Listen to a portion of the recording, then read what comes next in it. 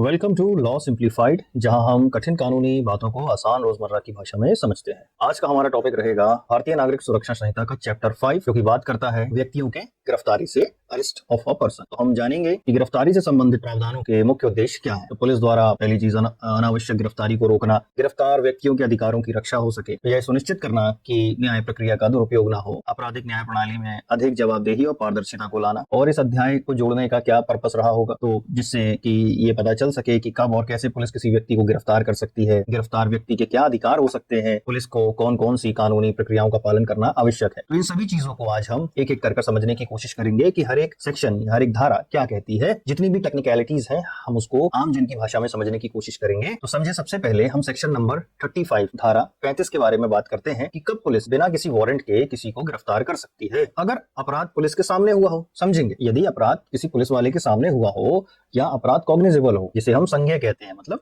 गंभीर प्रवृत्ति का हो, 7 साल तक की सजा का प्रावधान हो। अगर अपराध अत्यधिक गंभीर है, अत्यधिक गंभीर हुआ मतलब 7 साल से ज्यादा या मृत्युदंड तक की सजा है और पुलिस को क्रेडिबल इंफॉर्मेशन है, विश्वसनीय जानकारी है, तो वह बिना वारंट के गिरफ्तार कर सकती है। अगर कोई फरारी अपराधी है या हैबिचुअल ऑफेंडर है या कोई अपराध कर चुका है तो बिना वारंट के गिरफ्तार कर सकती है। अब इसी में सेक्शन 35 के सब सेक्शन 7 में अगर हम जाएं तो इसमें लिखा हुआ है कि यदि अपराध की सजा 3 साल से कम की है, समझेंगे, यदि अपराध की सजा 3 साल से कम की है या व्यक्ति की आयु 60 वर्ष से अधिक है या व्यक्ति अस्वस्थ या बीमार है, ऐसी कंडीशन में गिरफ्तार करने के लिए डीएसपी रैंक के अधिकारी की अनुमति लेना मैंडेटरी है, आवश्यक है। अच्छा, इस सेक्शन को लाने का क्या उद्देश्य रहा होगा? तो ये सेक्शन जो है इसे जोड़ा गया क्यों? क्योंकि दिस इंश्योर्स दैट, क्या इंश्योर करता है कि एल्डरली और सिक इंडिविजुअल्स, जो कि वृद्ध और बीमार लोग हैं, उनको पुलिस मनमाने तरीके से अरेस्ट ना कर सके। अब हम समझेंगे कि अरेस्ट विथ वारंट, गिरफ्तारी में कब वारंट की आवश्यकता होगी। तो इसके लिए हमको सेक्शन 39 और सेक्शन 41 को समझना पड़ेगा। ये क्या कहते हैं जनरली कि यदि नॉन कॉग्निजेबल ऑफेंस हुआ है, यदि नॉन कॉग्निजेबल ऑफेंस हुआ है तो police can not arrest, police गिरफ्तार नहीं कर सकती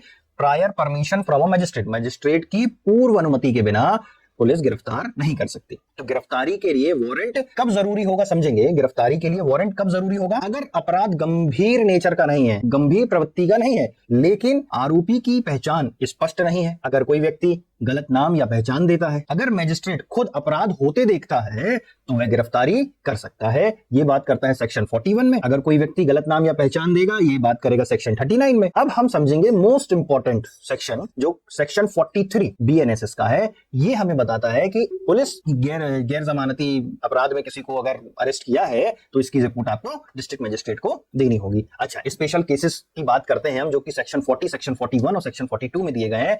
यदि ये गिरफ्तारी किसी नागरिक के द्वारा करी जाती है, कोई भी आम नागरिक गंभीर अपराधी को गिरफ्तार कर सकता है, लेकिन उसे 6 घंटे के भीतर पुलिस को सौंपना होगा। अगर यही गिरफ्तारी सेक्शन 41 के अनुसार यदि मजिस्ट्रेट के द्वारा करी जाती है, तो यदि मजिस्ट्रेट खुद अपराध होते देखे तो वह गिरफ्तारी कर सकता है। अच्छा, ड्यूटी पर तैनात सैनिकों को सरकार की अनुमति के बिना गिरफ्तार नहीं किया जा सकता। ये कहां लिखा है? ये सेक्शन 42 में लिखा गया है। तो हम इस पूरे लेक्चर को कंक्लूड कर सकते हैं कि जो बीएनएसएस है, इसमें जो अरेस्ट के प्रोविजन दिए गए हैं वो क्यों दिए गए हैं? एक तो law enforcement power of citizen,